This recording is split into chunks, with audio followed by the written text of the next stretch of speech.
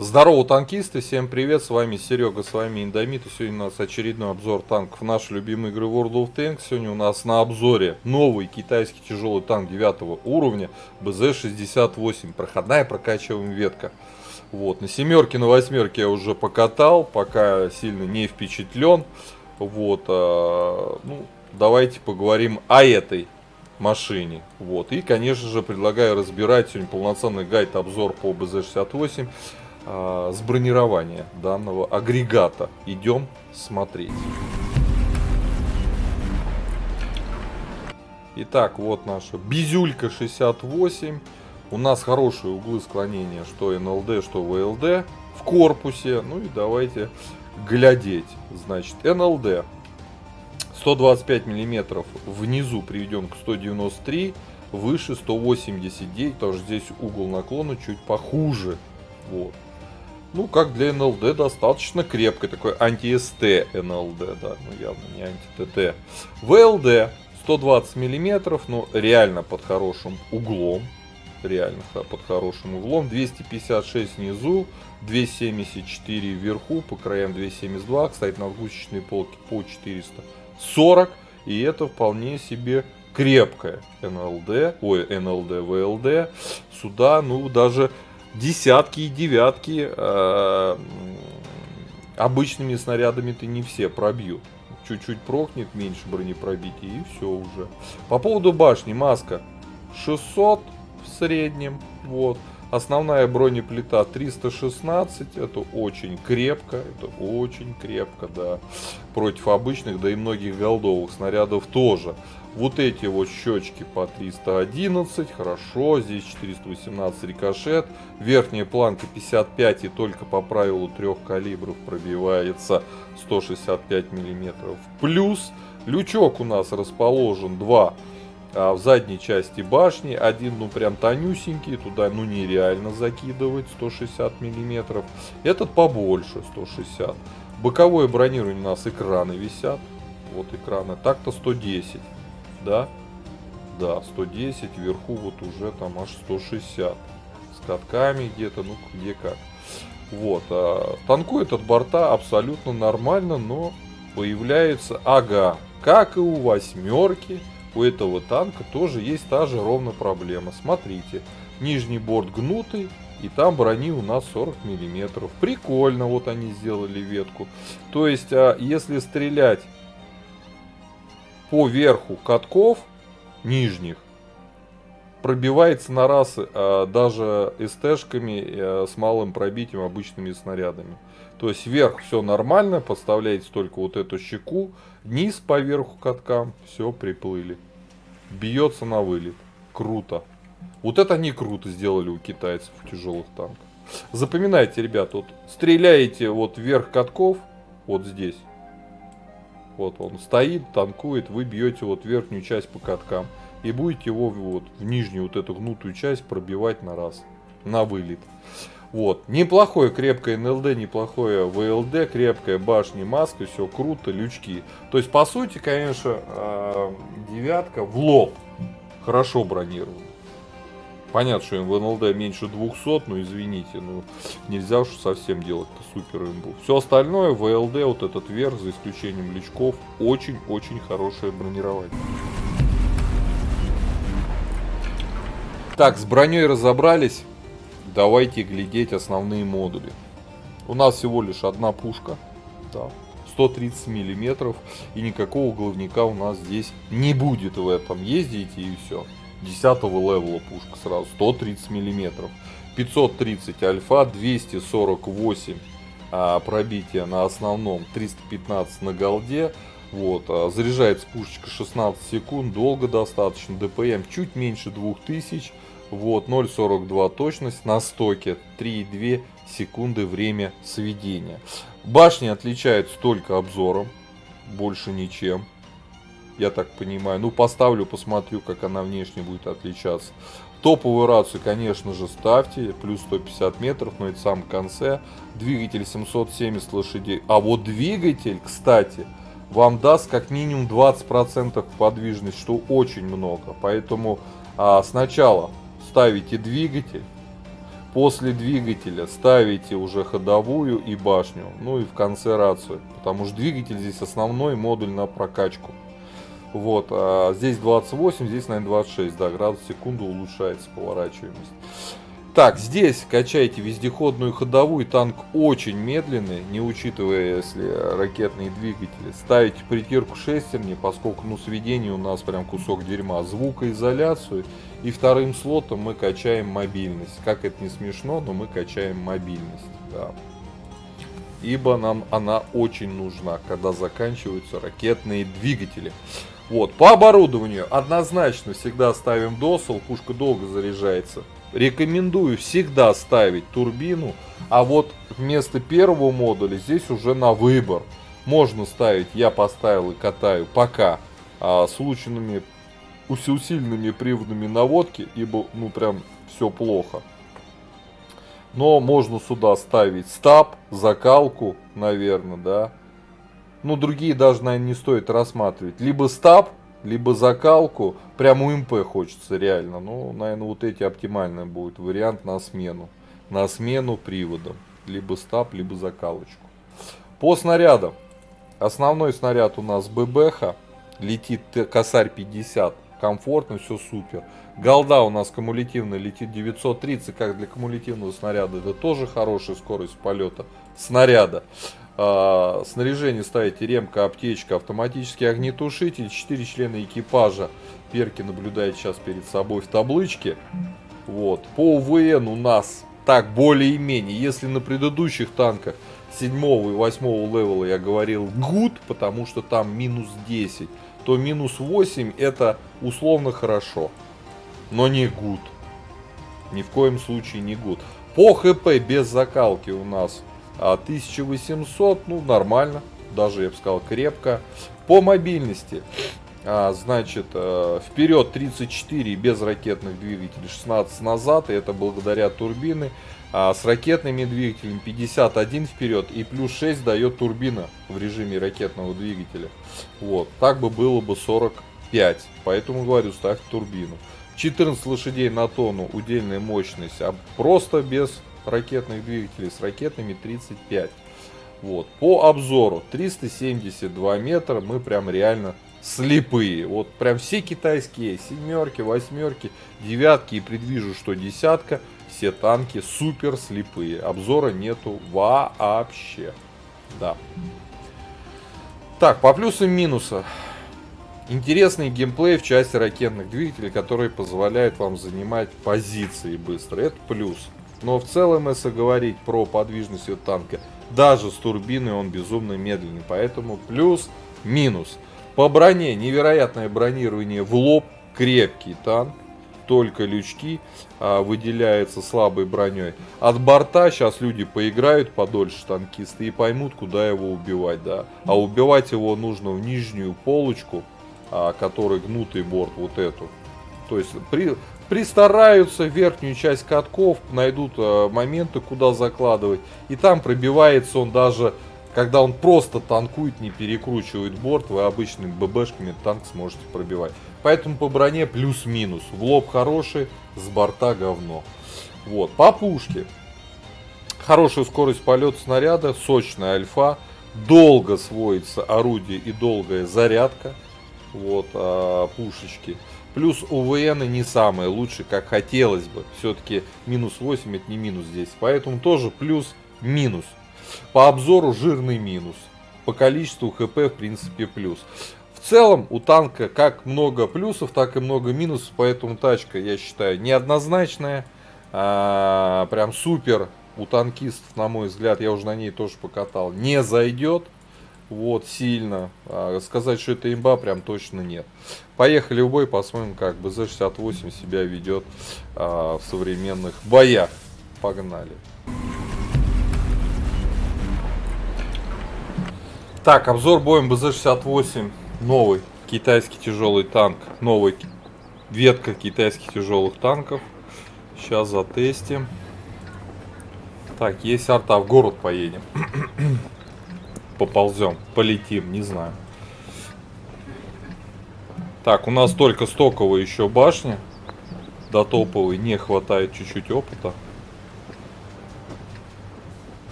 Так, а я что, в город один поехал, да? Круто.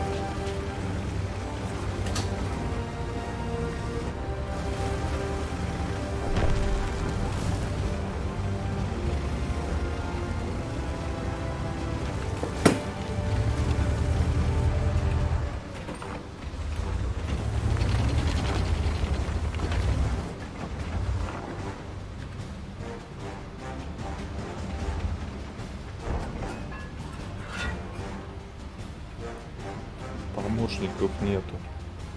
Да. Чудные союзники.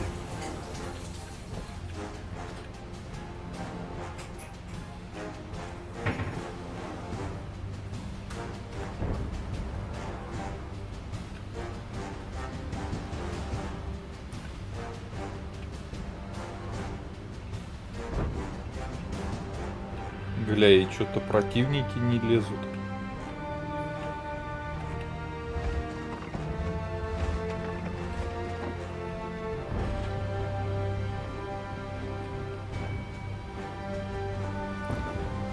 Стоялова. Куда я один поеду?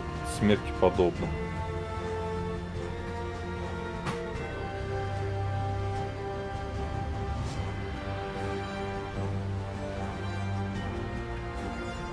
Да, странный был.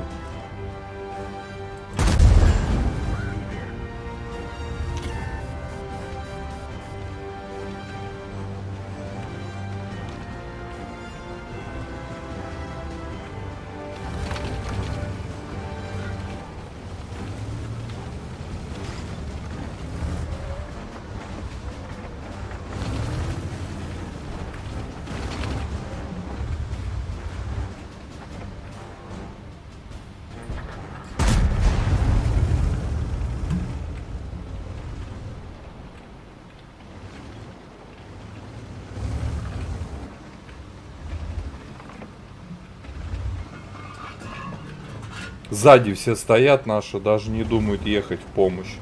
Ну что это такое вообще? Т-100 ЛТ катается, красавчик, наши нет.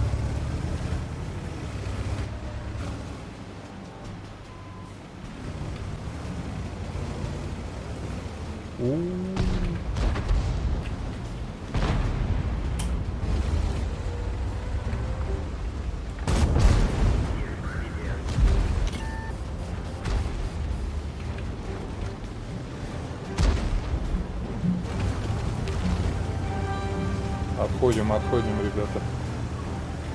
И там Е4.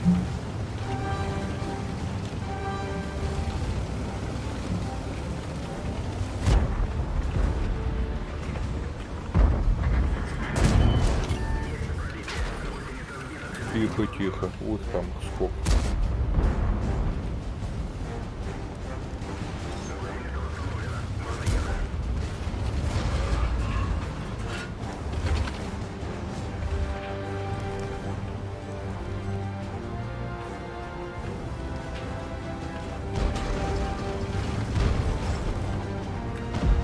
Вот.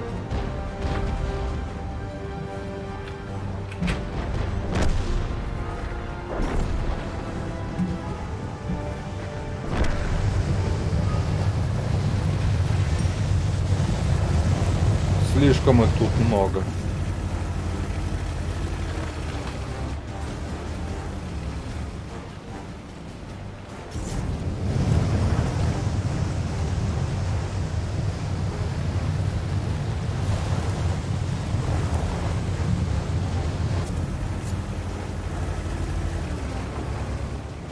Да, с моей скоростью, раз тут уедешь, нормально.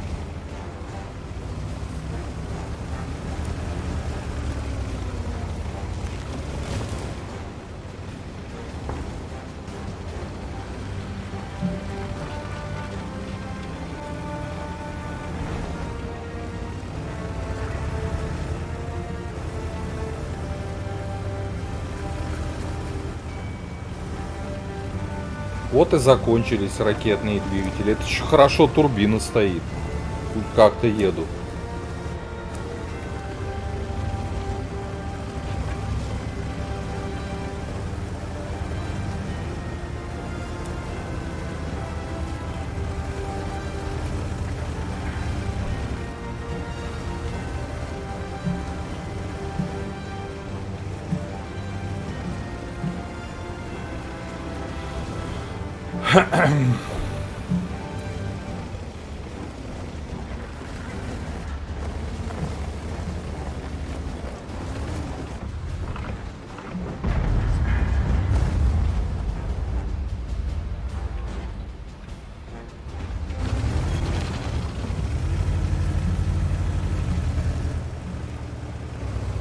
Они все отошли в город.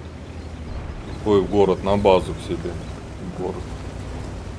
Ну все, вот все, что настреляли. А дальше, видите, подвижность танка, она препятствует вам хорошо настреливать. Потому что, ну, вот такая вот скорость. 21-22 километра в час даже. Иногда местами. 30. Ну, 30-ку, ладно, едет еще как.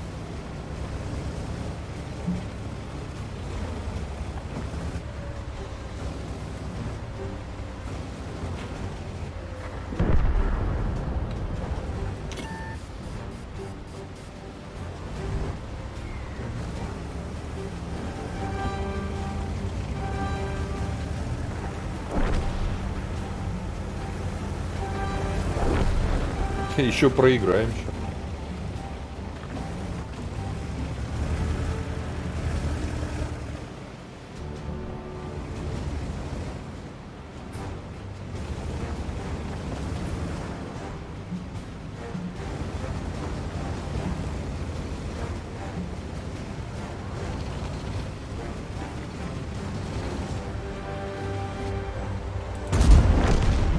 Хорошо попали. Прям зачетненько мы его слили. Ух ты! Ах ты! Ладно, родной.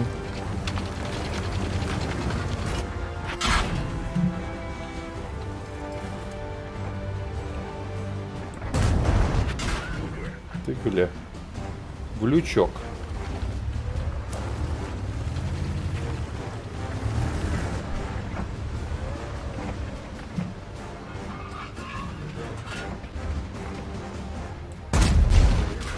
Ты посмотри. Голдой, конечно, гасит, да.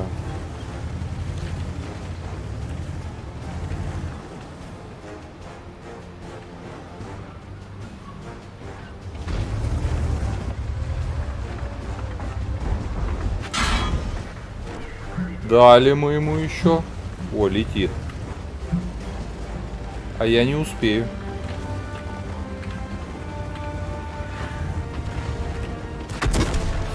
Пес на кобре. Ну ладно, 300 дали. Я думаю, тут, ну, наши должны победить, но у них просто хп нет, чтобы сопротивляться. Кобра хитрая.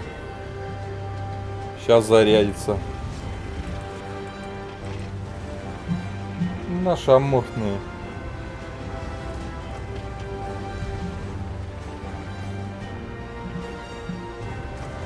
Опа! Как тебе, кобра? Опа! Все.